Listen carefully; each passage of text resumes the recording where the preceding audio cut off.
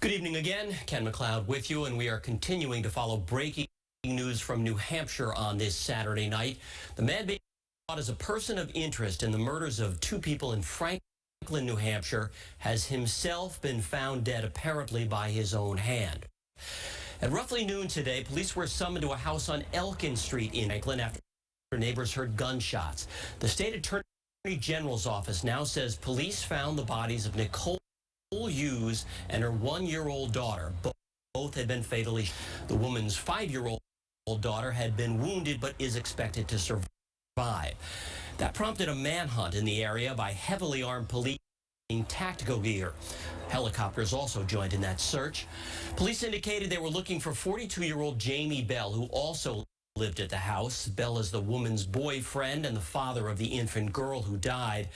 Late this afternoon, police say they found Bell's body on the banks of the Merrimack River, where he had apparently cut his own throat. We will have more on this story on WBZ News at 11 over on Channel 4. Police in Rochester, New Hampshire are looking for a hit-and-run driver. They say they were called to Milton Road near the Hannaford supermarket, where they found a woman unconscious. They say she'd been pushing an empty stroller along the roadside when she was hit from behind. Police say she was taken to the hospital with serious injuries. They're not identifying her.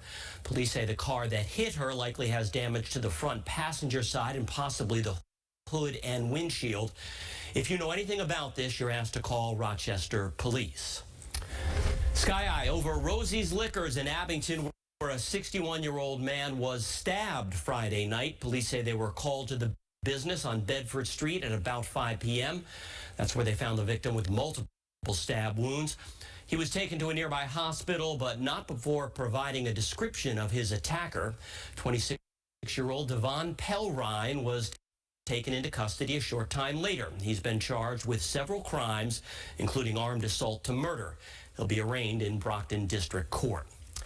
A school in Somerville will stay closed for the rest of the school year after a piece of concrete fell in a stairwell. It happened after kids had gone home for the day at the Winter Hill Community School, so nobody was hurt. But parents tell WBZ they've long complained that the building is falling apart. So classes are now canceled at Winter Hill while school administrators look for a place to relocate those classrooms. New information this weekend from the I-Team about the teenager accused of breaking into a state trooper's cruiser and stealing a shotgun. He's on the run, and police fear he could be armed again. The 15-year-old apparently cut off his GPS monitoring bracelet yesterday afternoon. That boy, along with another teen, was arrested back in March for the break-in at a Malden apartment complex. The police shotgun was later recovered and had not been fired. The Massachusetts Air National Guardsman accused of sharing secret Pentagon documents online is asking taxpayers to foot the bill for his defense. Public defenders for Jack Teixeira argue that he qualifies for more help under the law because his case is so complex. Right now, Teixeira is behind bars while he awaits trial. A heart-stopping rescue was caught on camera at the Andrews Square T station. You can see two people pulling someone off the red line tracks and clear of the yellow line on the platform. Not even 10 seconds later, a train pulls into the station, showing just how close that person came to tragedy. The person who sent us this video doesn't know who the two heroes are, but still wants their life-saving actions to be acknowledged. The delivery service GoPuff has been cleared to start operating again after its license was suspended. GoPuff was accused of delivering alcohol to underage customers, but since then the company says it's made a number of changes to make sure that customers are at least 21 years old. A special run was held in Boston today. 1,800 young girls from all over the state, ages 8 through 13, took part in the Girls on the Run 5K event. That's 104 different teams, by the way. For more than half, this is the first 5K road race they've ever been in.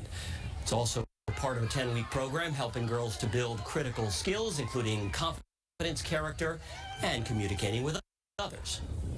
And we do that by creatively integrating running into a curriculum that also teaches them how to be empowered, stand up for themselves, find their voice. The event drew a record number of girls this year. The program says over half half of the girls received scholarships so they could take part for free. Each girl who ran was given a medal for crossing the finish line. Bose teamed up with the Ron Burton Training Village to host a group of young women at their headquarters in Framingham today. Girls got to hear about music technology and theory. They were then able to design and build their own musical instruments. I came in and I was like, wow, this is like a really big place. And then like we kept, like the more that we walked, I was like, wow, this place is like a bunch of opportunities mixed together. Today's event was part of both groups' focus on supporting women in STEAM, short of course for science, technology, engineering, art, and math. The MSPCA at Nevins Farm is hosting a fee-free adopt-a-thon for several pigs this weekend. They were surrendered to the shelter because the previous owner couldn't care for them anymore. Experts say pigs can make a great companion for the right person because they're smart, inquisitive, and friendly. If you're interested in adopting, we have more information on our website, wbz.com. All right, let's see if our cold, damp weekend is going to turn into a cold, damp week. What say you, meteorologist Jake Wyckoff? In short, yes. It will absolutely turn into a cold, damp week. Temperatures right now sitting in the upper 40s.